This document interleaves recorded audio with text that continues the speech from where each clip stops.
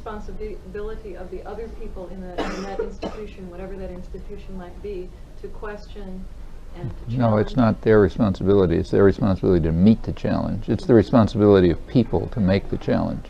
So it's the responsibility of, say, women to challenge a framework in which they are supposed to wash the dishes and put the children to sleep and that sort of thing.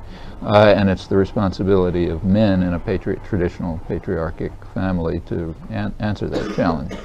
I mean, it would be nice if the challenge could be raised by those in positions of authority, but that's pretty rare. I mean, usually when you're in a position of authority, you kind of internalize the values that say it's right and just. And the reason is because most people are sort of decent human beings, and it's very hard to look in the mirror and say, I'm a bastard. So usually what you do is look in the mirror and say, I'm a nice guy, and I do these things because it's right and just and legitimate. And that's pretty standard, you know. I mean, everybody knows that from their own experience. We don't have to go into it. That's what people are like. And therefore the responsibility of raising the challenge is typically in the hands of those who recognize that they have a subordinate status. It's very hard to recognize that.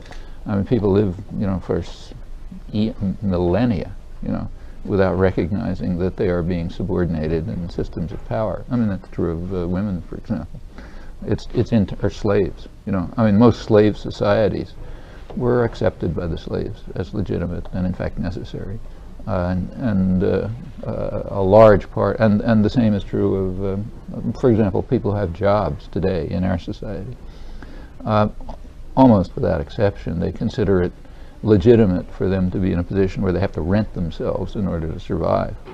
That's certainly not obvious, you know. And in fact, if you go back a century ago, it was not only considered not obvious, it was considered outlandish by American working people. And I'm not talking about Marxists or socialists or anybody like that, but say mill hands in Lowell, Massachusetts, who never heard of socialism, who regarded it as a form of slavery and were complaining that they had not fought the Civil War to replace chattel slavery by wage slavery, and that therefore those who work in the mills ought to own them. Because that's the Republican rights that we won in the American Revolution, and so on and so forth. So, you know, it's not obvious. But by now, I think enough indoctrination and propaganda and so on has taken place, so people do regard that form of subordination to external authority as legitimate. Whether they should is another question. But the fact is they do, just as for most of history, women have accepted a subordinate role as correct and proper and so on, and slaves did, and people living in, say, feudal societies. In a feudal society, people had a place, you know, some kind of role, and quite typically the societies were stable because people regarded those structures as legitimate.